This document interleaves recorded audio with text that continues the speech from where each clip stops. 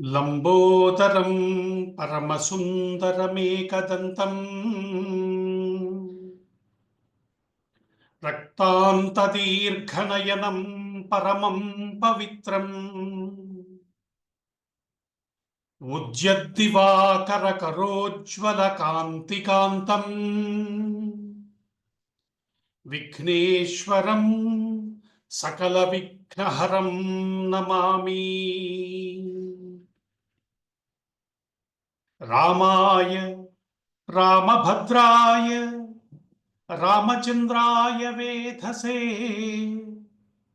రఘునాథాయ నాథాయ సీతాయాః పతయే నమః.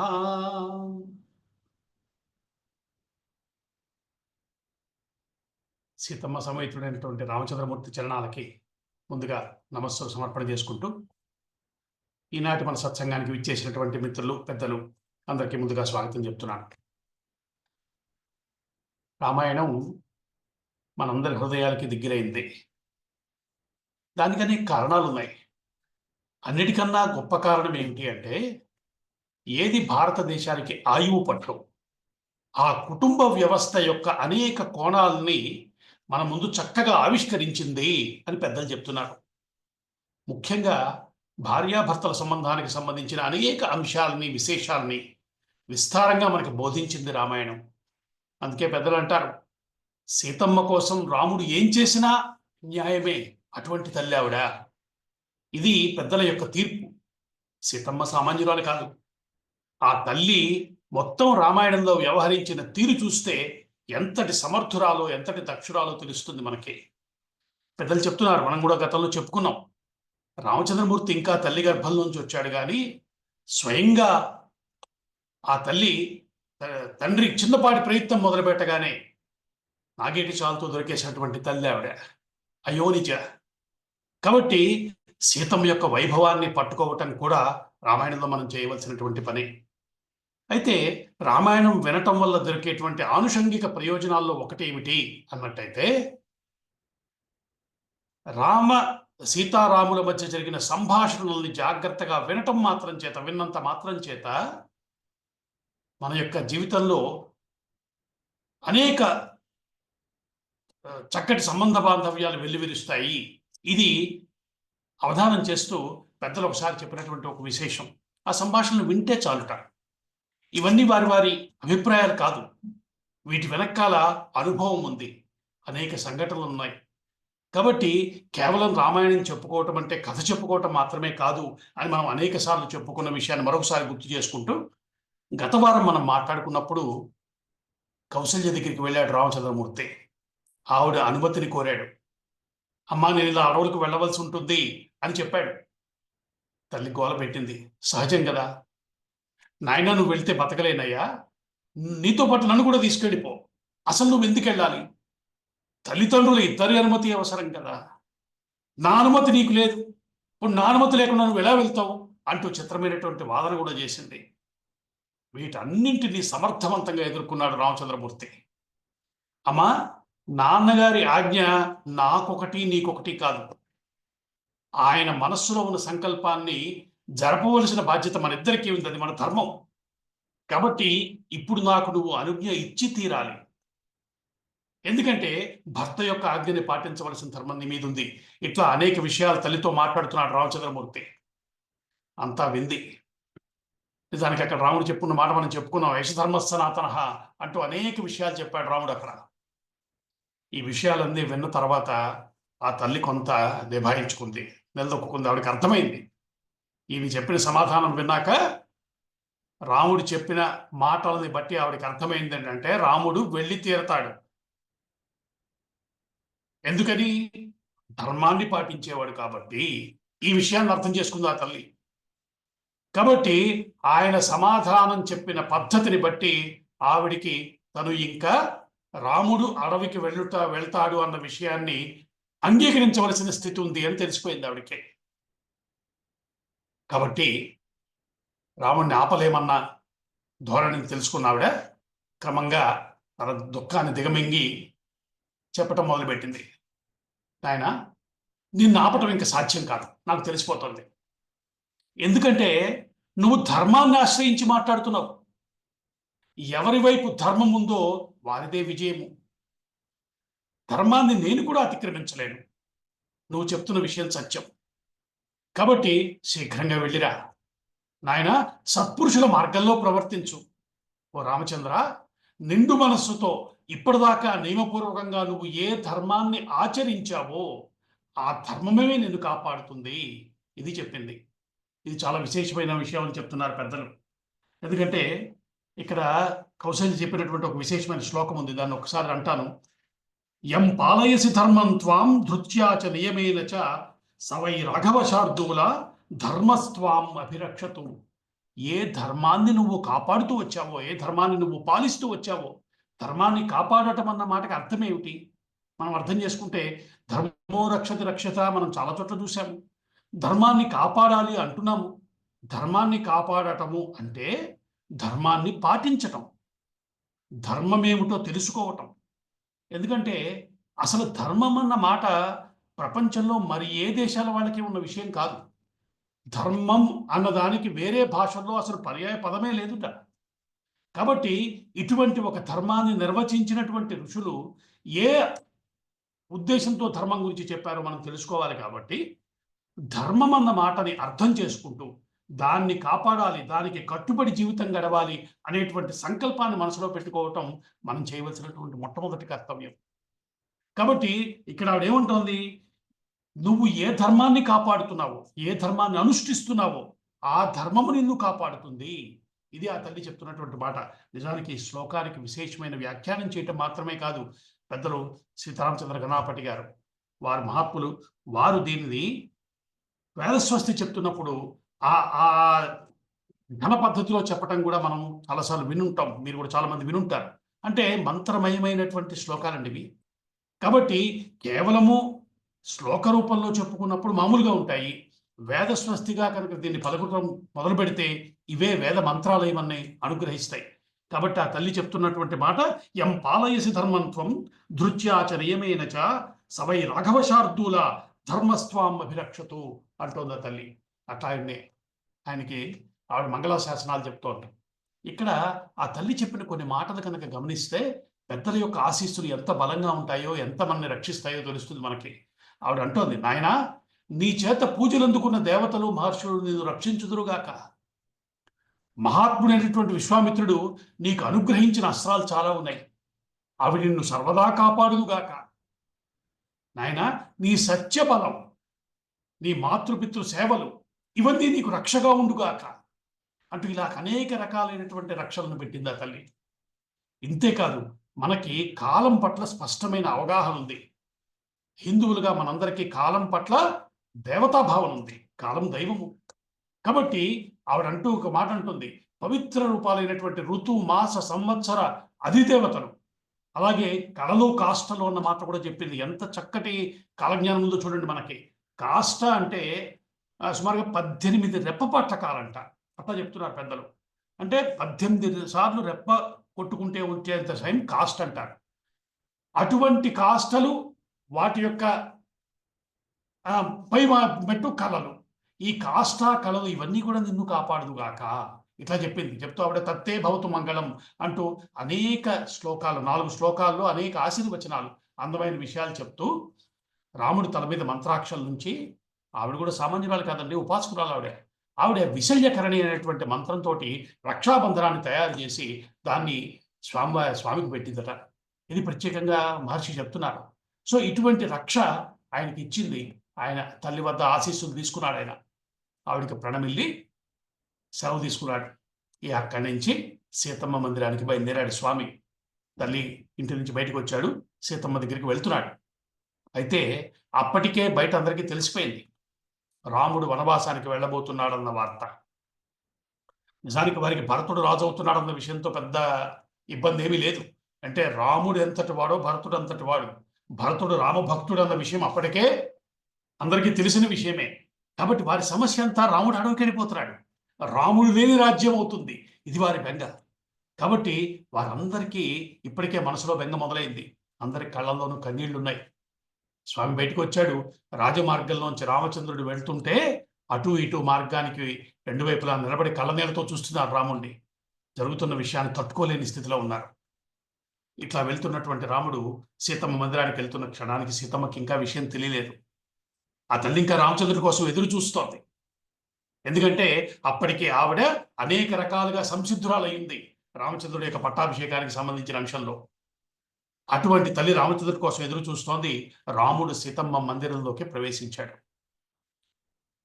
ఇప్పటిదాకా బహుశా ఉగ్గబెట్టుకున్నాడా తెలీదు. రాముడి మనసులో ఏముందో మనం ముందే చెప్పుకున్నాం. అది ఎప్పటికీ బయటికి తెలిసే విషయం కాదు. అంతటి సముద్ర సమమైనటువంటి గాంభీర్యాన్ని ప్రదర్శించేవాడు మూర్తి. కానీ సీతమ్మ పట్టుకున్నట్టుంది. రామచంద్రమూర్తి మొహం చూడగానే ఆ తల్లికి ఏదో సంశయం వచ్చిందా ఏమో. మొట్టమొదటిసారి రామాయణంలో సీతమ్మ మాట్లాడుతోంది. మొట్టమొదటి మాట అంది ఆ తల్లి రామచంద్రమూర్తి మొహాన్ని చూసి, స్వామి, ఇంత శుభ సమయంలో మీరు అలా ఉన్నారేమిటి అని అడిగింది. ఆవిడ పట్టేసుకుంది. మీ విచారానికి కారణం ఏమిటి అంటోంది. భార్య పట్టుకోలేదండి, తెలిసిపోయింది ఆవిడకి. ఏదో కొద్దిపాటి దిగులు విచారం చూసిందేమో, అందుకే మొట్టమొదటి మాట అదే అడిగింది. స్వామి, మీ పట్టాభిషేకం కోసం అనేక ఏర్పాట్లు చేస్తున్నారు. ఇవన్నీ ఎవరి కోసం? మీకోసమే కదా. మీరు రాజు కావాలని ఎంతో మంది ఎదురు చూస్తున్నాం. రాజ్యమంతా ఎదురు చూస్తోంది. ఇటువంటి శుభవేళ మీ మొహం ఇలా ఉందేంటి? ఎందుకు అంత వివర్ణమై ఉంది? అలా ఉన్నారేమి? ఈ స్థితిలో మిమ్మల్ని ఇంతకుముందు ఎప్పుడు నేను చూడలేదే. కాబట్టి అడుగుతున్నాను, ఏమిటి కారణం చెప్పండి అని అడిగింది సీతమ్మ తల్లి. రామచంద్రమూర్తి సమాధానం చెప్తున్నాడు. సీత, పూజ్యులైన మా తండ్రి గారు నన్ను అరణ్యాలకు పంపబోతున్నారు. జానకి, నువ్వు గొప్ప వంశంలో పుట్టావు. ధర్మజ్ఞురాలివి, ధర్మం తెలిసిన దానివి, ధర్మాన్ని పాటించేదానివి. చూడండి ఆ తల్లిని ఎలా ప్రిపేర్ చేస్తున్నాడు ఆయన. నువ్వు అటువంటి వంశంలో పుట్టిన దానివి, ధర్మజ్ఞురాలివి. నువ్వు ఆచరించిన ధర్మాలు లేవు. నా వనవాసానికి కారణాలు ఏమిటో చెప్తాను, సావధానంగా విను. సత్యసంధుడైన మా నాన్నగారు కైకేయి మాతకి 2 వరాలు ఇచ్చారు. ఆ వరాల ఆధారంగా ఆ తల్లి 14 సంవత్సరాలు నన్ను అరణ్యవాసం చేయాలని కోరుకుంది.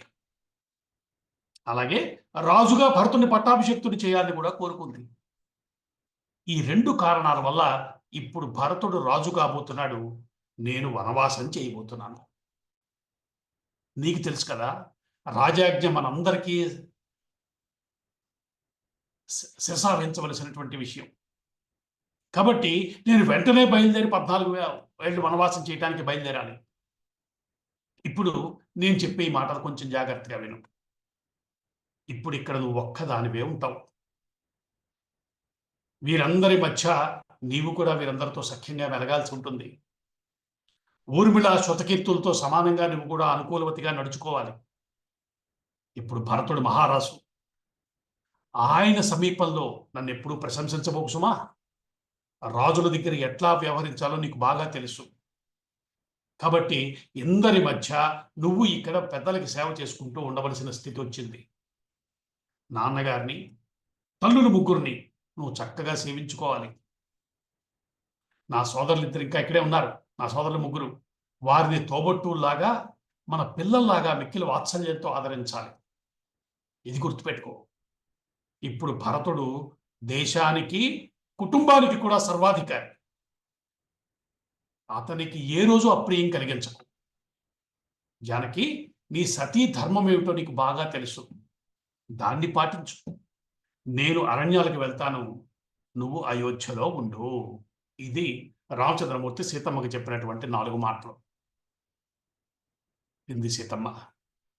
ఆవిడ సహజంగా ప్రియభాషిణి, అందంగా మాట్లాడటంలో నేర్పరి. రామచంద్రుడి మాటలు వినగానే కష్టం కలిగించే ఆ తల్లికి కోపం తెచ్చుకోలేదు. ఆయనపై ప్రేమతో మాట్లాడుతోంది. ఇట్లాంది, రామచంద్ర, ఇదేంటి ఇలాంటి మాటలు మాట్లాడుతున్నావు? చూడండి ఎంత బాగా చెప్పిందో ఆ తల్లి. ఇలా అంటున్నావేంటి? ఇంతకుముందు ఎప్పుడు ఇలాంటి మాటలు నీ నోటి నుంచి నేను వినలేదే. నువ్వు రాజకుమారుడు అయ్యా, నువ్వు ఇలా మాట్లాడకూడదు. నిజానికి నీ మాటలు నాకు నవ్వు తెప్పిస్తున్నాయి. వీరులు ఎవరైనా ఇలా మాట్లాడతారా? ఈ భూమి మీద ఎవరైనా సరే శుభాశుభ కర్మ ఫలితాలను అనుభవించవలసిందే కదా. దానికి ఎవరికి మినహాయింపు ఉంది?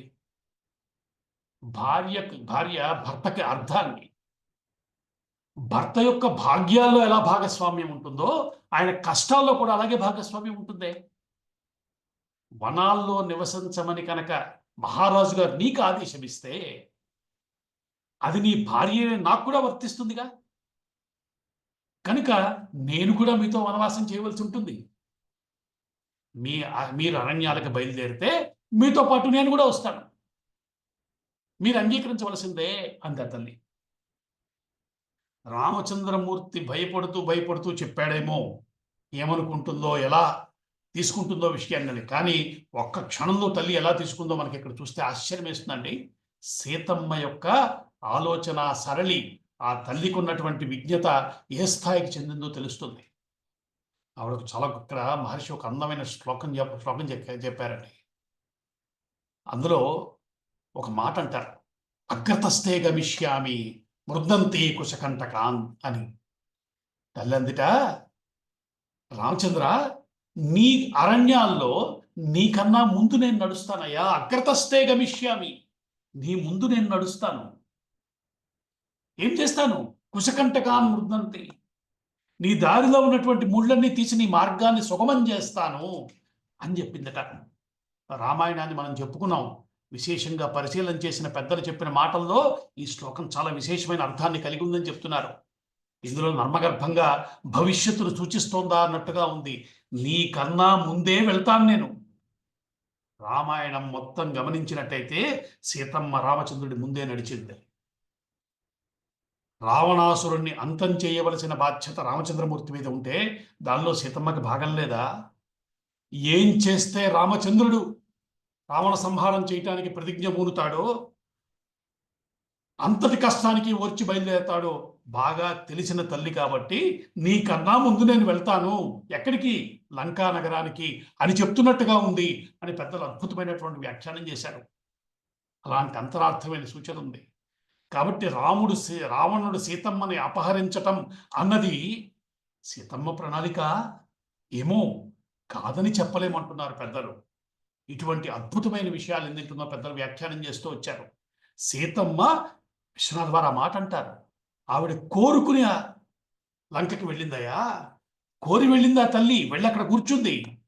ఎందుకంటే రావణ సంహారం లోక కళ్యాణం, రాముడు లోక కళ్యాణం చేసేవాడు. ఆయన చేత చేయించే శక్తి పేరు సీతమ్మ. ఈ ప్రణాళికని కనుక జాగ్రత్తగా అర్థం చేసుకున్నట్టయితే సీతమ్మని రావణుడు అపహరించగలడా? ఆ తల్లి అనుజ్ఞ లేనిదే అని అర్థం వస్తోంది అంటున్నారు పెద్దలు. కాబట్టి ఇప్పుడు ఇక్కడ అగ్రతస్థే గమిష్యామి, నీకన్నా ముందు వెళ్తాను. అడవుల్లో నీ కాళ్ళకి ముళ్ళు గుచ్చుకుంటాయేమో, ఆ దారంతా సుగమం చేస్తాను, నీ మార్గం సుగమం చేస్తాను అంటోంది ఆ తల్లి. అంటేనే అర్థం కావటంలే. కాబట్టి అట్లా సీతమ్మ అందమైనటువంటి మాటలతో చెప్పింది, నేను వచ్చి తీరతానయ్యా నీతో పాటు అంది. సీతమ్మే నా నమ్మగర్భంగా మాట్లాడగలిగింది, రామచంద్రుడు మాట్లాడలేడు. ఆయనకి తెలుసు ఆ తల్లి పక్కన లేకుండా ఆయన వెళ్ళగలడండి. రామచంద్రమూర్తికి సీతమ్మకి మధ్య అనుబంధం గురించి ఎంత చెప్పుకున్నా మనకు సరిపోదండి. ఆయన అంటూ అక్కడ ఒక అందమైన మాట అన్నారంటారు పెద్దలు. డాక్టర్ టివి నారాయణరావు వారు ఒక అందమైన వ్యాఖ్యానం చేశారు. ఈ శ్లోకాల్లో రాముడు సీతమ్మతో చెప్తూ ఆమెని వద్దు, నువ్వు రావద్దు నాతో పాటు అంటూ తరచుగా భామిని అని సంబోధిస్తాడు. ఈ మాట ఏమిటి అని ఆలోచన చేస్తే చాలా విశేషం ఉందని చెప్పారు పెద్దలు. ఏమిటి భామిని అంటే? సంస్కృతంలో స్త్రీ అన్న అర్థం వచ్చేటువంటి మాటలు చాలా ఉన్నాయి.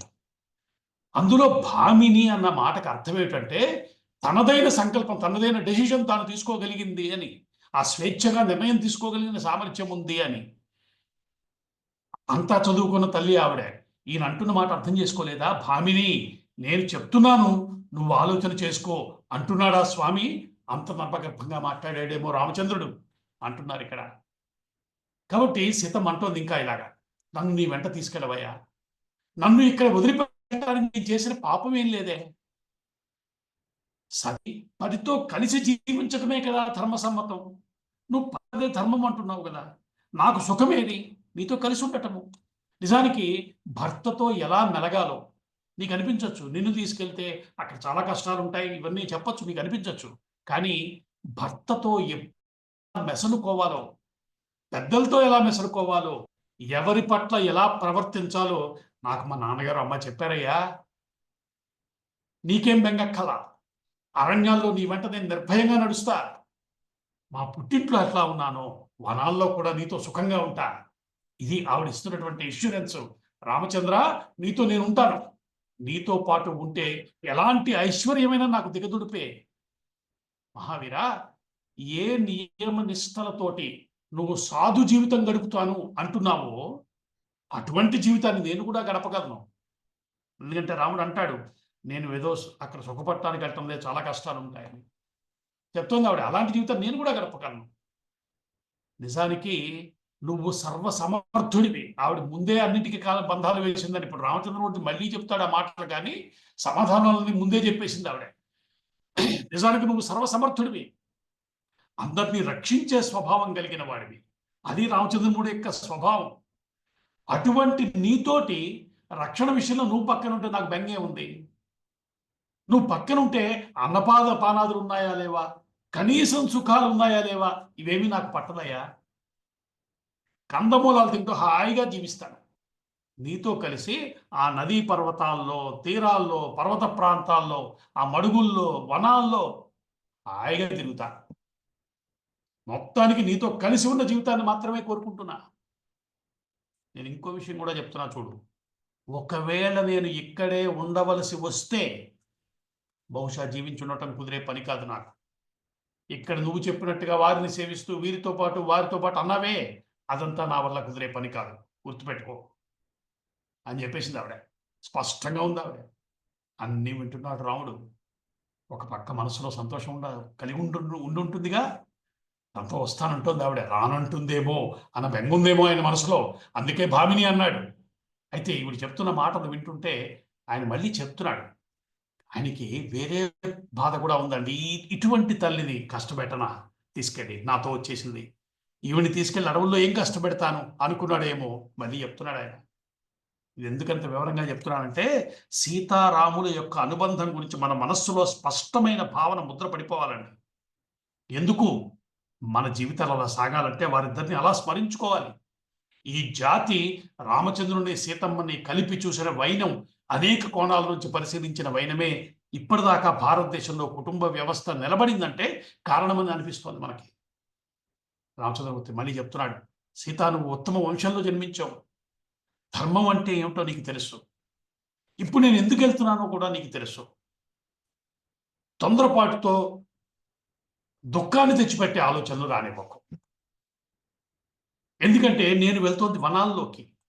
నువ్వన్నావు అక్కడ ఇలా ఉంటాయి, అలా ఉంటాయి, అంత అందంగా ఉంటుంది, ఎంత అందంగా ఉంటుంది. అలా ఉండదు అక్కడ. వనాల్లో జీవనం చాలా కష్టం.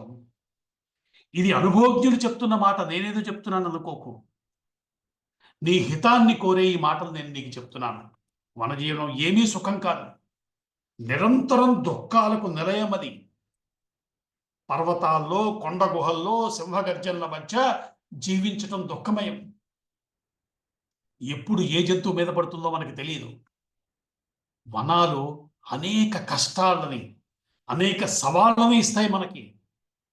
నువ్వేదో అంటున్నావు నదీ తీరాలని, మొసళ్ళతో నిండి ఉంటాయి, మదగజాలు తిరుగుతూ ఉంటాయి. దారేమి సుఖంగా ఉంటుందా, కాళ్ళలో ముళ్ళు గుచ్చుకుంటాయి. ఒక్కొక్కసారి చుక్క నీరు కూడా దొరక్కపోవచ్చు. ఇదంతా రామచంద్రమూర్తి చెప్తున్నది సత్యమే కదండి. అట్లాంటి జీవితాన్ని ఏరి కోరి ఆయన ఒప్పుకున్నాడు. అది రామచంద్రుడు అంటే.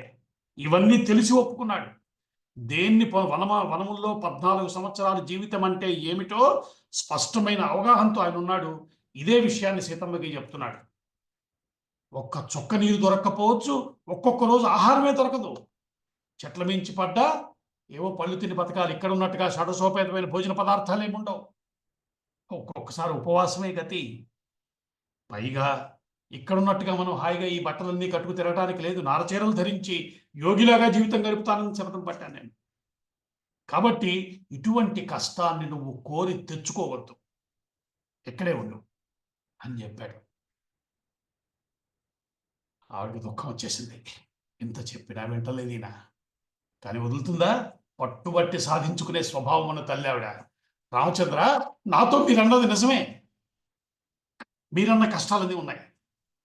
కానీ ప్రేమపూర్వమైన మీ సహచర్యం కూడా నా పక్కనుంది కదా!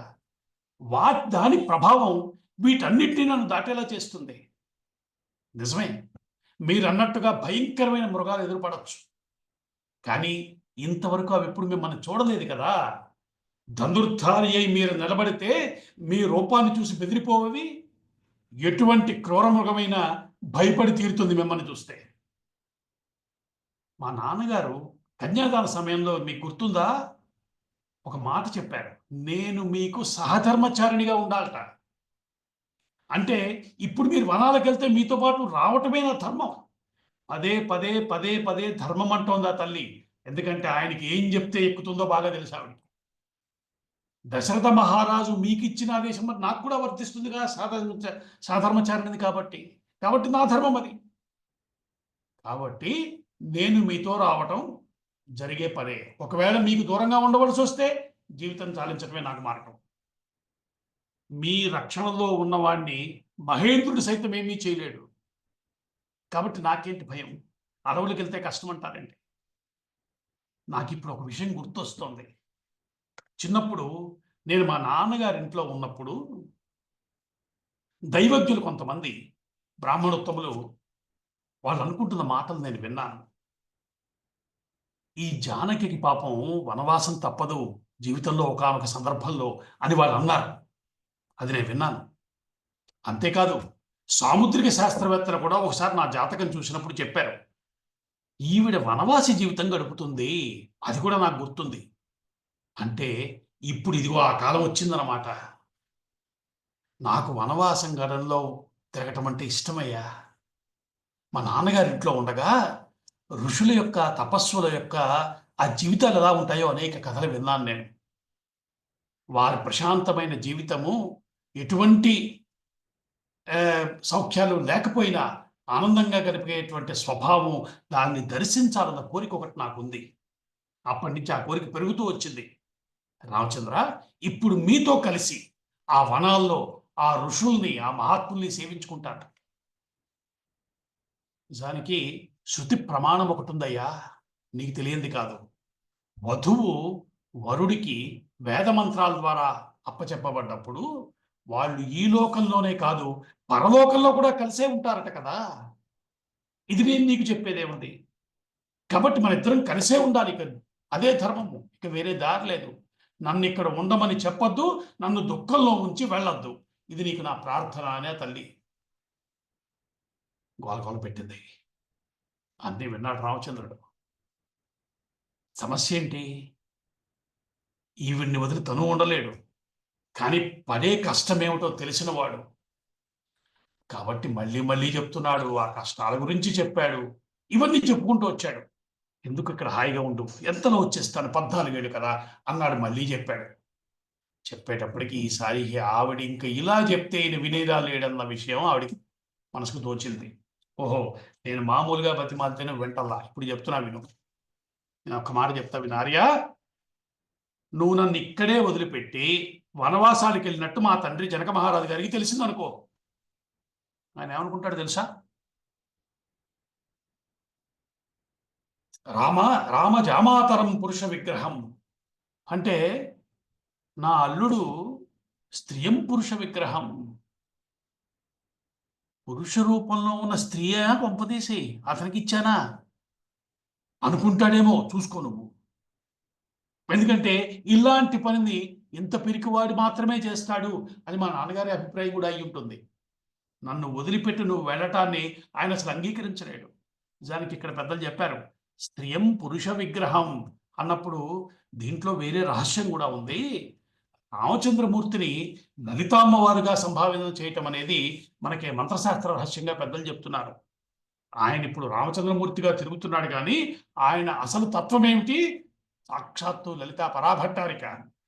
కాబట్టి ఆ మాట గుర్తు చేస్తుందా ఆవిడ? ఏమో, నమ్మగర్భంగా మాట్లాడుకుంటున్న ఆ దంపతులకే తెలుసు. కాబట్టి ఆ మాట కూడా గుర్తు చేసింది. నేను మీతో పాటే ఉండాను, నువ్వు ఇప్పుడు నన్ను తీసుకెళ్ళకపోతే మా నాన్నగారు కూడా నిన్ను పిరికివాడు అనుకుంటాడు. స్త్రీయం పురుష విగ్రహం. మా అల్లుడు ఏదో మగవాడు అనుకుని ఇచ్చాను కానీ స్త్రీ ఏమో అనుకుంటాడేమో, ఇంత మాట అంది. ఇవన్నింటినీ విన్నాడు ఆయన. అర్థమైపోయింది. ఆవిడ రావాలని మనసులో కోరుకుంటున్నాడు.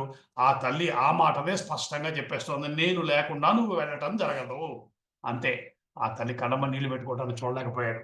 దగ్గర తీసుకున్నాడు. సీత, నీకు దుఃఖం కలిగించే ఏ విషయం నేను చేయలేను. నువ్వు నాతో పాటు వద్దు గాని. అరణ్యాల్లో నిన్ను కాపాడుకోవటం నా వంతు. నాతో ఉండగా నీకేమీ జరగదు.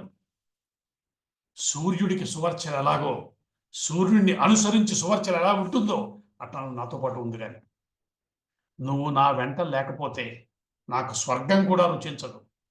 కాబట్టి సంసిద్ధురాలము, మనం బయలుదేరాలి. మనకి ఎక్కువ సమయం లేదు. మనం వెళ్ళవలసిన సమయం దగ్గర పడుతోంది.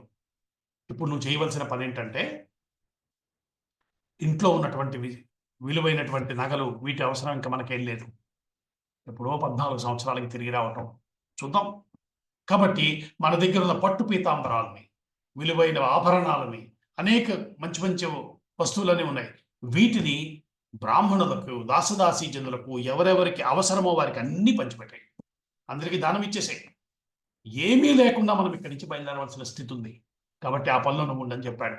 పొంగిపోయింది ఆ తల్లి. అమ్మయ్య ఒప్పుకున్నాడు. అంతే ఆవిడకి కావాల్సింది. వెంటనే కార్యాచరణకు ఉపక్రమించింది.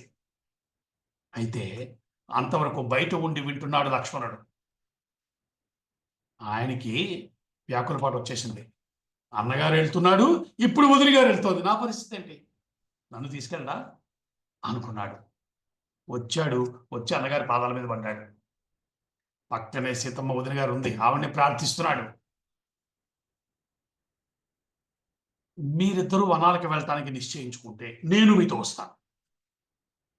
ఆ మహారణ్యాల్లో మీరు తిరగటమే నిశ్చయమైతే నేను వెంట ధనస్సు పట్టుకుని నడుస్తాను.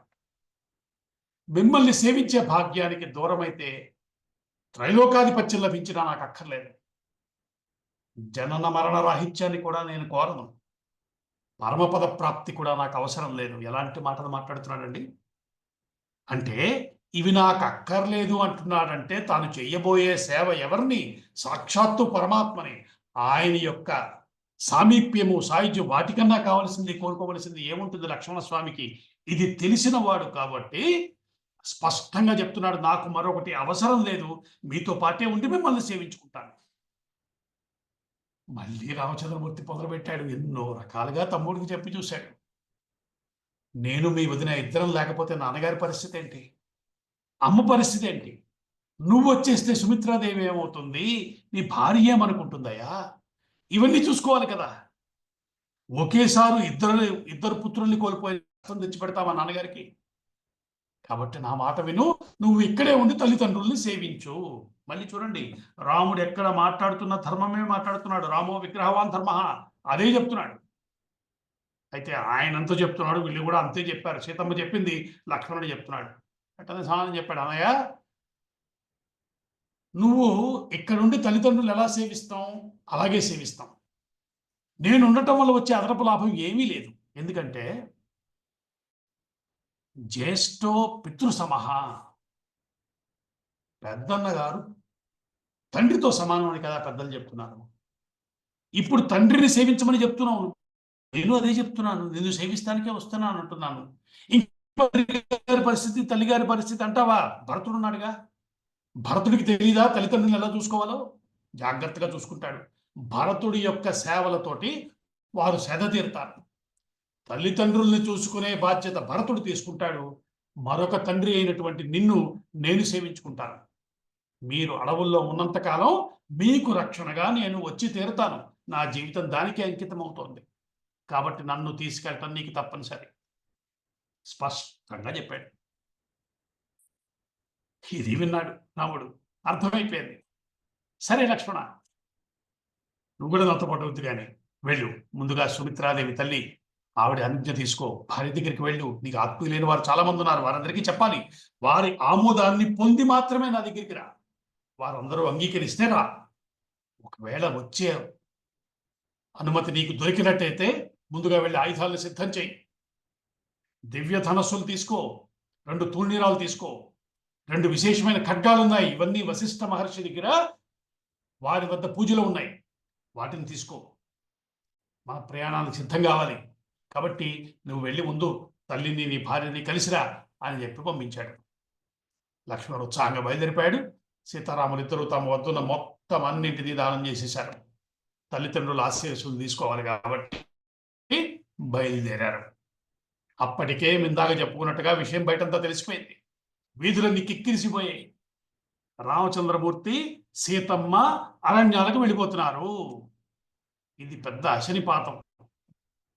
నిజానికి చిత్రం ఏంటంటే, సీతమ్మని అప్పటిదాకా రాజ్యంలో చూసిన ప్రజలు చాలా తక్కువ మంది. ఎప్పుడో పెళ్లినాడు చూశారు. తల్లి బయటకు వచ్చి తిరిగేటువంటి అవకాశం తక్కువ ఉంటుంది. ఇప్పుడు సీతమ్మను చూస్తున్నారు.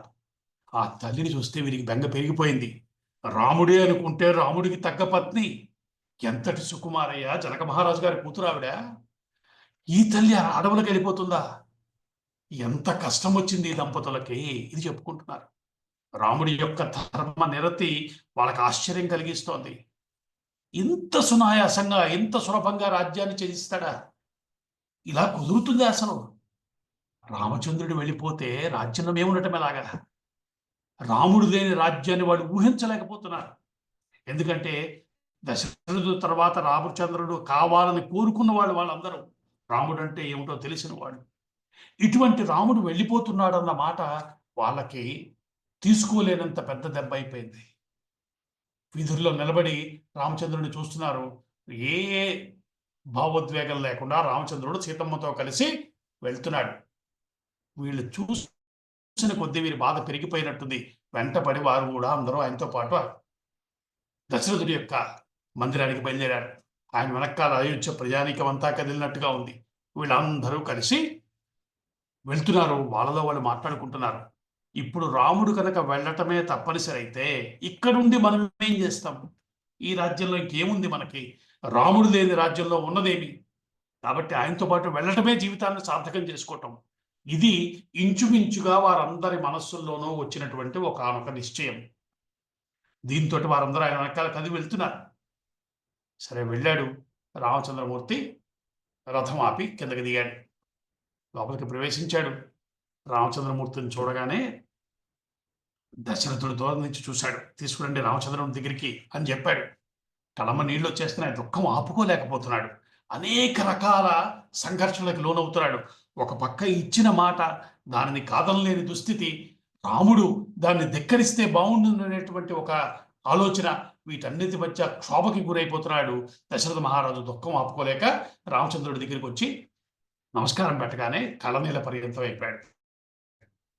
రాముడు తండ్రిని ఓదార్చాడు. ఎంత బాగా చెప్తున్నాడంటే, నాన్నగారు మీరు ధర్మాత్ములు. సముద్రుడు ఎట్లా క్షోభకి గురి కాడు, రాజైన వాడు దుఃఖానికి లోను కాకూడదు. చూడండి, రాముడు ఏది చెప్పినా ధర్మమే. సముద్రుడు ఎట్లా క్షోభకి గురి కాడో రాజైన వాడు దుఃఖానికి లోను కాకూడదు, కంట తడి పెట్టకూడదు. మీరు చేసిన అధర్మం ఏం లేదు. మీరు ఏ వరాన్ని అమ్మకి ఇచ్చారో ఆ వరాన్ని నిలబెట్టుకోవటం కోసం మీరు ప్రయత్నం చేస్తున్నారు. అది మీ ధర్మం. దానిని గౌరవించడం నా ధర్మం. కాబట్టి అరణ్యాలకు వెళ్తున్నాను. ఇందులో మీరు బాధపడవలసింది ఏముంది? కాబట్టి మీరు ఏ రకంగానూ మనసు కష్టపెట్టుకోకండి. నేను లేని లోటుని భరతుడు తీరుస్తాడు. ఇక్కడ జనులందరికీ ధైర్యం చెప్పవలసింది మీరే. మీరే ఇట్లా అయితే ఎట్లాగా? నేను 14 సంవత్సరాలు ఇట్టే గడిపేసి తిరిగి వచ్చేస్తాను మీ చెంతకి. మీ పాదాల దగ్గరికి వచ్చి మీకు సేవ చేసుకుంటాను. భరతుడు రాజు అవుతాడు. రాజ్యం క్షేమంగా ఉంటుంది. మీకు ఏ రకమైన కష్టమూ ఉండదు. కాబట్టి తల్లిగారితో కలిసి మీరు సేద తీరండి. నేను వనాలకు వెళ్ళటానికి అనుమతించండి అని మరోసారి నమస్కారం చేశాడు. అందరూ చూస్తున్నారు సభలో. సుమంత్రుడికి కోపం వచ్చింది. ఎప్పటి సుమంత్రుడు? ఎప్పటివాడు? ఇక్ష్వాకు వంశంలో అనేక తరాలుగా మంత్రిగా ఉంటూ వచ్చినవాడు. జరుగుతున్న దారుణాన్ని తట్టుకోలేకపోయాడు. ఆయనకి ఎవరితో అయినా మాట్లాడగలిగిన స్వతంత్రము, స్వేచ్ఛ ఉన్నాయి. అంతఃపురంలోకే ఏ అనుమతి లేకుండా వెళ్ళగలిగిన అవకాశం ఉన్నవాడు సుమంత్రుడు ఒక్కడే. అటువంటి సుమంత్రుడు చెప్తున్నాడు, కోపం వచ్చింది ఆయనకి. అమ్మా కైకేయి, ఏం పని చేస్తున్నావమ్మా? ఇప్పుడు నువ్వు చేసిన ఈ పని కేవలం దశరథ మహారాజుకు మాత్రమే కాదు, మొత్తం అయోధ్యకి ద్రోహం. భారత్ ఈ దేశానికి ఒక గొప్ప రాజులు లేకుండా చేస్తున్నావు. దీనివల్ల ఈ రాజ్యంలో జరగబోయేటువంటి పరిణామాలు ఎలా ఉంటాయో ఊహించలేకపోతున్నాను.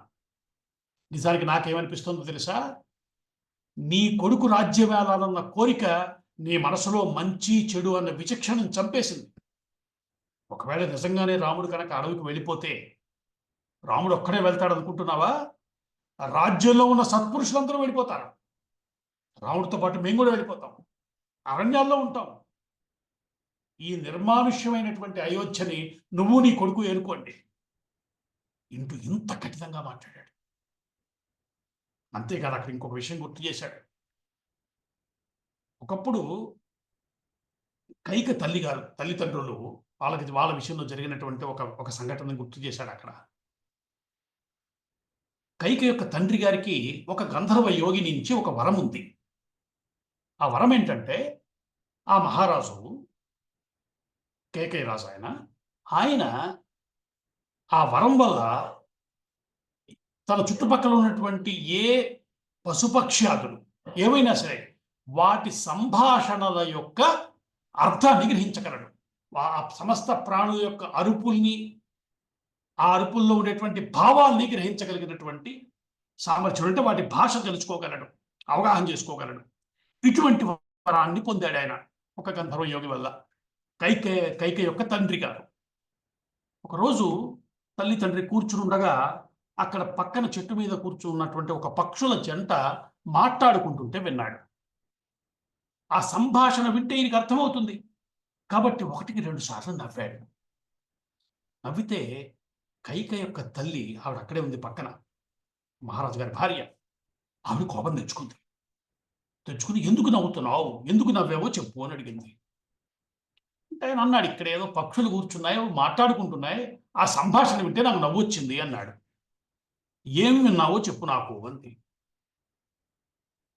అంటే ఈయన అన్నాడు, అలా చెప్పడానికి అవకాశం లేదు, నాకు ఈ వరం ఇచ్చిన యోగి గారు ఒక మాట చెప్పాడు, నువ్వు ఎవరికన్నా ఈ విన్న విషయాలని చెప్తే నువ్వు మరణిస్తావు సుమా అన్న ఒక శాపం ఉంది, కాబట్టి నేను నీకు చెప్పలేను అని చెప్పాడు. చెప్తే నీ తల్లి ఏముందో తెలుసా కైకేయి, నీవు చనిపోయినా సరే ఆ విషయం ఏంటో నాకు తెలిసి తీరాలి, నువ్వు నన్ను ఎందుకు హేళన చేశావో, ఎందుకు ఇలా నవ్వావో నాకు తెలిసి తీరాలి అని పట్టుదల పట్టింది. ఇది మీ వంశము అంటూ చాలా కఠినంగా ఆ విషయాన్ని గుర్తు చేసి మరీ చెప్పాడు ఆవిడికి. కాబట్టి కైక, నా మాట విని పట్టాభిషేకం జరగని. రాముడు రాజైతే మనందరికీ మంచిది, నీకు కూడా మంచిది. నీ కొడుకు నువ్వు అనుకున్నట్టుగా రాజ్యం స్వీకరిస్తాడు అనుకుంటున్నావా? జరగదది. కాబట్టి నా మాట విను, రాముడికి పట్టాభిషేకం జరగని అని చెప్పాడు. ఏమీ మార్పు లేదు కైకేయిలో, అలాగే ఉంది. ఎంతమంది చెప్పారు, ఇన్ని రకాలుగా అయ్యింది. చివరికి అక్కడున్న సిద్ధార్థుడు అనే మంత్రి చెప్పాడు, ఆయన ఇంకొక కోణంలోంచి కూడా చెప్పాడు. ఎవరు ఎన్ని చెప్పినా కైకేయిలో మార్పే లేదు. చివరికి దశరథుడు ఈ విషయం అంతా చూసిన తర్వాత వెంటనే ఏం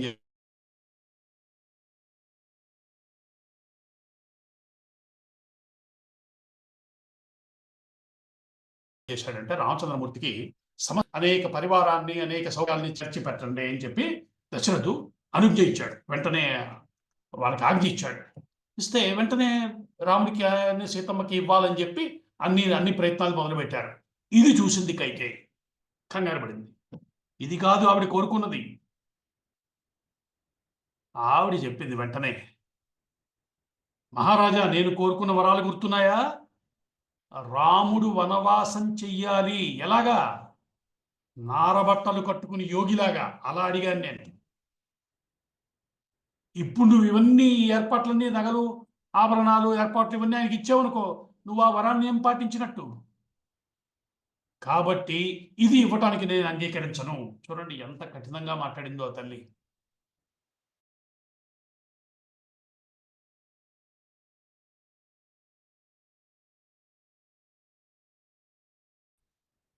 ఏమన్నారు మహారాజా అంటే, నాకు నారబట్టలు ఇప్పించండి చాలు, నేను చేయవలసిన వనవాసంలో అవే నాకు అవసరమైనటువంటివి.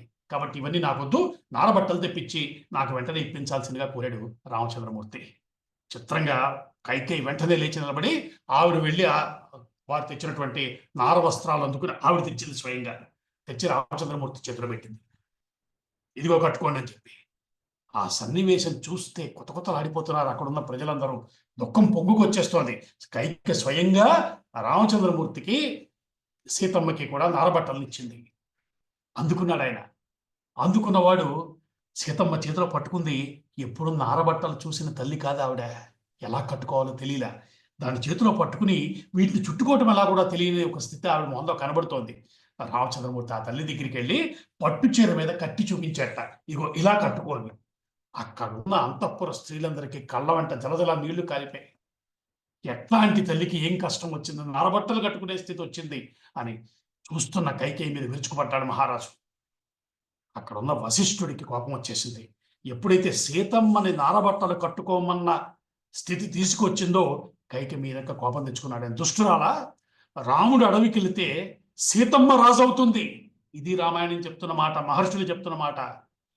మన మీద కొంతమంది అంటుంటారు భారతీయులు స్త్రీల విషయంలో సరిగ్గా అంటే ప్రవర్తించేవారు కాదు, వారిని తొక్కేసేవారు, ఇలాంటి మాటలు మాట్లాడుతూ ఉంటారు. ఇక్కడ వశిష్ఠుడు చెప్తున్నాడు, కైక నువ్వు అడిగిన వరము రాముడు అడవికి వెళ్ళాలని, సరే జరగని, కానీ రాముడు లేకపోతే సీతమ్మ రాజవుతుంది. ఈ మాట వశిష్ఠుడు చెప్పాడు. కాబట్టి మేమందరం ఇలా ఉండగా ఇవి దీన్ని జరగనివ్వం. మహారాజు మనసును నువ్వు మార్చి ప్రవర్తించడానికి నీ కోరికలు ఏదైనా కానీ రాజ్యానికి హాని, దీన్ని నువ్వు వెనక్కి తీసుకోవాల్సి ఉంటుంది అని చెప్పాడు. మహర్షి చెప్తే మాత్రం వినదండి ఆ తల్లి, వినలే. చివరికి మహారాజు వెంటనే ఒక పని చేశాడు. సరే నువ్వు రాముడు వనవాసం చేయాలి, నారబట్టలు కట్టుకోవాలి అన్నావు, సరే కానీ సీతమ్మకేమి, ఆవిడ కట్టుకోవచ్చు కదా అన్నాడు. అనేక ఆభరణాలు తెప్పించాడు. ఆవిడికి 14 సంవత్సరాలకి సరిపోయేటన్ని ఆభరణాలు దుస్తులు ఇచ్చాడని చెప్తున్నాడు అక్కడ. అంతటి సంపన్నుడు ఆయన. అవన్నీ తెచ్చిచ్చాడు. అవన్నీ కూడా తీసుకెళ్ళమని రామచంద్రమూర్తికి ఆ వెనకాల ఏర్పాట్లు చేశారు. చేస్తే తిన్నగా కౌశల్య దగ్గరికి వెళ్ళి దండం పెట్టాడు రామచంద్రమూర్తి. కౌశల్య ఆవిడ మనసులో వేరే బెంగ ఉంది. కోడలు కొడుకుతో కలిసి వెళ్తోంది. ఒకప్పుడు కొడుకు మహారాజు అవుతాడు కాబట్టి ఆయన్ని సేవించింది. ఇప్పుడు సీతమ్మ అలాగే గౌరవిస్తుందా ఏమో, ఏమనుకుందో. ఆవిడ సీతమ్మకి కొన్ని పతివ్రతా ధర్మాలు బోధించడం మొదలుపెట్టింది. అమ్మా, నువ్వు ఉత్తమమైన వంశంలో జన్మించావు కాబట్టి నీకు తెలుసు, అయినా చెప్తున్నాను, పతిని గౌరవించటం నీ ధర్మం. ఆయన గొప్పవాడవని కాకపోని, రాజవని పేదవని ఆయన్ని సేవించాలి. ఇది నీ ధర్మము. ఆయన పట్ల నువ్వు ప్రేమను చూపించాలి. ఆయనకి కావలసిన సమస్తమైన సేవలు నువ్వు చేయాలంటూ తల్లిగా మనసులో ఉన్న మాటలన్నీ చెప్పేసుకుంది. ఏం మాట్లాడకుండా వింది సీతమ్మ అంతా. ఈ పతివ్రత ధర్మాలన్నీ వింది. ఇక్కడ విశ్వనాథ వారు ఒక అద్భుతమైన విషయం చెప్పించారు సీతమ్మ చేత. సీతమ్మ అంతా విన్నాక కౌశల్యతో అంది, అమ్మా, నీ బాధ నాకు అర్థమవుతోంది, కానీ నేను కొన్ని విషయాలు చెప్తా చూడు. మా నాన్నగారు నాకు ఇవన్నీ నేర్పించారు. భర్త అంటే ఏమిటి, ఎలా జీవించాలి, ఇవన్నీ చెప్పారు. అయితే వీటికి అతీతంగా నేను ఒక మాట చెప్తా విను. నువ్వు ఏమనుకుంటున్నావు నీ కొడుకు అంటే? నేనెవరు, నీ కొడుకు ఎవరో నేను చెప్తున్నా విను. విశ్వనాథ్ వారు చెప్పారండి అద్భుతమైన పద్యం. నీ కొడుకు సాలభుజంబు నేను లతను, నీ కొడుకు హొన్ను వేణియ నేను తీవే, నీ కొడుకు వర్షుకభ్రంబు మెరుపు నేను, నీ కొడుకు సూర్యదేవుడు వెలుగు నేను. అది అమ్మ చెప్పినటువంటి మాట. నీ కొడుకు సాలభుజంబు, సాలవృక్షం, అటువంటి సాల వృక్షాన్ని అల్లుకున్న తీగని నేను. నీ కొడుకు సాలభుజంబు నేను లతను, నీ కొడుకు హొన్ను వేణియ బంగారు వీణ నీ కొడుకు, ఆ బంగారు వీణకి తీవి లేకపోతే ఆ తీవి నేను. నీ కొడుకు వర్షుకభ్రంబు, నల్లని నీటితో నిండిపోయినటువంటి మేఘమమ్మ నీ కొడుకు, ఆ మేఘానికి ఉన్న మెరుపుని నేను. మేఘానికి అందమేమి, మెరిపే. నీ కొడుకు సూర్యదేవుడు వెలుగు నేను. మంత్రమయమైనటువంటి శ్లోకం అండి ఇది. సీతమ్మ రామచంద్రుడితో తనకున్న అనుబంధాన్ని విశ్వనాథ వారు ఆవిష్కరించిన తీరు అద్భుతం. ఇట్లా చెప్పింది ఆ తల్లి. సరే, అక్కడి నుంచి పక్కనే సుమిత్ర ఉంది. ఆవిడికి వెళ్ళి నమస్కారం చేశారు. చేస్తే ఆ తల్లి దగ్గరికి తీసుకుంది. వీరిద్దరిని ఆశీర్వదించి కొడుకు వంక తిరిగింది. కొడుకుతో ఆవిడ చెప్పిన మాటలండి, సుమిత్ర సామాన్యురాలు కాదు. రామాయణంలో ప్రత్యేకమైన పాత్రలుగా వ్యాఖ్యానం చేసుకోవలసినటువంటి వ్యక్తిత్వాల్లో సుమిత్ర ఒకటి. ఆ తల్లి ఒక గొప్ప శ్లోకం చెప్పింది. నాయనా, ఇది నీకు జీవితంలో గొప్ప అవకాశం. రామచంద్రుని సేవించటం అన్నది జీవితానికి ధన్యత. ఇంతకన్నా గొప్ప అవకాశం దొరకదు. ఒక్క మాట చెప్తా విను. రామం దశరథం విద్ధి, మాం విద్ధి జనకాత్మజాం, అయోధ్యాం అటవీం విద్ధి, గచ్చతాత యథాసుఖం అని చెప్పింది. రామం దశరథం విద్ధి. ఇప్పుడు నువ్వు రాముడితో వెళుతున్నావుగా, ఆయన ఎలా సేవించాలో తెలుసా? ఆయనే దశరథుడు అనుకో. నువ్వే చెప్పావుగా, అన్నగారు అంటే తండ్రితో సమానమని. కాబట్టి అదే గుర్తుపెట్టుకో. రామం దశరథం విద్ధి, మాం విద్ధి జనకాత్మజాం. మీ వదిన గారు జానకి ఉంది కదా, నేను అనుకో. తల్లిని సేవించినట్టుగా ఆమెను సేవించు. అయోధ్యాం అటవీం విద్ధి, అటవిలో తిరుగుతున్నాను భావనే రానివ్వకు. అయోధ్యలో ఉన్నాను అనుకో. గచ్చ తాత యథాసుఖం, హాయిగా వెళ్ళరా నాయన అని చెప్పింది. దీనికి పెద్దలు చేసిన వ్యాఖ్యానాలు చాలా విశేషంగా ఉంటాయి. ఏమిటంటే, నిజానికి వెళ్తోంది అడవులోకి, సుఖమే ఉంటుందండి. కానీ సుఖం అన్నది ఎక్కడుంటుంది? సీతమ్మ కూడా ఒక మాట చెప్తుంది ముందు. నువ్వు కష్టం కష్టం అంటున్నావు కదా రామచంద్ర, కష్టం అంటే తెలియని వారికి కష్టము కష్టమయ్యా అని ఒక గొప్ప మాట. కష్టం అంటే తెలిసిన వాడికి కష్టంలో కష్టమే ఉంటుంది అంటే ఏమంటున్నారు? కష్టము సుఖము అన్నవి, సుఖ దుఃఖాలు అన్నవి మనస్సుకు సంబంధించిన అంశాలు. మన మొత్తము శాస్త్రాలన్నీ, మన పురాణాలు, మన వాంగ్మయం అంతా కూడా మనస్సుని చక్కదిద్దడానికి వచ్చింది. మన ఏవ మనుష్యాణం కారణం బంధమోక్షయో. మనస్సే అటు నిన్ను బంధించిన, అటు నిన్ను విడిపించిన కారణము అని చెప్పినటువంటి ధర్మం అది. కాబట్టి మనస్సుని ఎలా నియంత్రించాలో తెలుసుకోవడమే సాధన. ఈరోజు మనం చేసే జపాలు, తపాలు, లేకపోతే మరొక సాధనలు అన్నింటికీ పర్యవసానమేమి? మనస్సు మీద అదుపు. ఇది సాధించినట్టయితే జీవితం సుఖమయమవుతుంది. కాబట్టి నాయనా, ఇలా అనుకో. నువ్వు తండ్రిని సేవించినట్టుగా రామచంద్రమూర్తిని సేవించు. జనకాత్మజ నేనే అనుకో. అడవి అయోధ్య అనుకో. అంటే ఒక్కొక్కటి వ్యాఖ్యానం చేసుకుంటూ వస్తే, పరమాత్మ సేవే నువ్వు ఇప్పుడు చేయబోతున్నది. అది చేస్తే ఏం జరుగుతుంది? సుఖంగా ఉంటావు. అంతే. జీవితాన్ని పరమాత్మకి అంకితం చెయ్యటం కన్నా సుఖం ఎక్కడుంది జీవితంలో? ఈ రహస్యాన్నే చాలా అందంగా సుమిత్ర కొడుక్కి బోధించింది అని పెద్దలు చెప్తున్నారు. కాబట్టి రామాయణం చెప్పేటువంటి పెద్ద బోధలో ఒకటి ప్రధానమైనది ఏమిటి అంటే, ఇదిగో సుమిత్ర చెప్పినటువంటి ఈ శ్లోకం. జీవితాన్ని కనుక రామసేవకి అంకితం చేసినట్టయితే, రామసేవ అంటే ఏమి? రాముడంటే ఎవరు? లోకానికి హితుడు. నువ్వు లోకానికి హితుడిగా జీవించటం మొదలుపెట్టిన క్షణం నుంచి నీతో బతకటం అందరికీ బాగుంటుంది. నిన్ను ఆహ్వానిస్తారు, నిన్ను ప్రేమిస్తారు. ఈ రహస్యాన్ని తెలిసిన సుమిత్ర తన కొడుక్కి ఇంత అందంగా చెప్పింది. రామం దశరథం విద్ధి, మాం విద్ధి జనకాత్మజాం, అయోధ్యాం అటవీం విద్ధి, గచ్చతాత యథాసుఖం అని చెప్పింది. విన్నాడు లక్ష్మణస్వామి. అందుకోవలసిన సందేశాన్ని అందులో చదువుకున్నాడు. ముగ్గురు దండం పెట్టారు. ఇప్పుడు బయలుదేరాలి. నిజానికి కైకేయి ఇంత కఠినంగా వ్యవహరించడం ఏమిటి అనిపిస్తుంది మనకి. కౌసల్యను చూశాము, సుమిత్రను చూశాము. కైకేయి దగ్గరికి వచ్చినప్పటికి ఈ స్వభావం ఏమి, ఇలా ఉందేమిటి అంటే, పెద్దలు అనేక కోణాల్లో కైకేయి పాత్రను మనకి అందించే ప్రయత్నం చేశారు. మళ్ళీ మనకి విశ్వనాథ వారే రామాయణ కల్పవృక్షంలో ఒక గొప్ప విషయాన్ని సూచించారు. పట్టాభిషేకానికి ముందు రోజు రాత్రి రామచంద్రమూర్తికి మాగన్నగా నిద్ర పట్టింది. అలా మెలుకున్నాడు, అలా పడుకుంటూ కాస్త నిద్ర పట్టింది. నిద్ర పట్టగానే కలలో దేవతలు కనిపించారట రాముడికి. ఎంత గొప్ప విశేషంగా చెప్తున్నారో చూడండి. కనిపించి, ఓ రామచంద్ర, పట్టాభిషేకం చేసుకుంటున్నావా అని అడిగారట. టక్కన మెలకు వచ్చింది రాముడికి. లేచిన వాడు అటు ఇటు చూస్తుంటే దూరంగా కైకేయి మందిరంలో దీపం వెలుగుతూ కనిపించింది. తల్లి దగ్గర చాలా చదువు. విశ్వనాథ వారి కైకేయి రాముడిని ఎంత దగ్గరే తీసుకుని ప్రేమించిందో, ఎన్ని విషయాలు నేర్పించిందో, ధనుర్విద్యంతా కైకేయి దగ్గర నేర్చుకున్నాడన్నారు ఆయన. ఎప్పుడైతే తల్లి మందిరంలో దీపం వెలుగుతూ కనిపించిందో ఈయన గబగబా అక్కడికి వెళ్ళాట. వెళ్తే, ఆయన ఇలా వచ్చావు రాత్రిపూట అందిట. ఆయన, అమ్మా, పట్టాభిషేకం చేసుకోవటం దేవతలకు ఇష్టం ఉన్నట్లేదమ్మా అన్నట్ట. ఇంతే, ఇదే చెప్పాడు. ఆ తల్లందిట, నేను చూసుకుంటాను, ఏం పర్వాలేదు, వెళ్ళరా, హాయిగా పడుకో అందిట. ఎంత నమ్మగర్భంగా చెప్పారు చూడండి విశ్వనాథ్ వారు.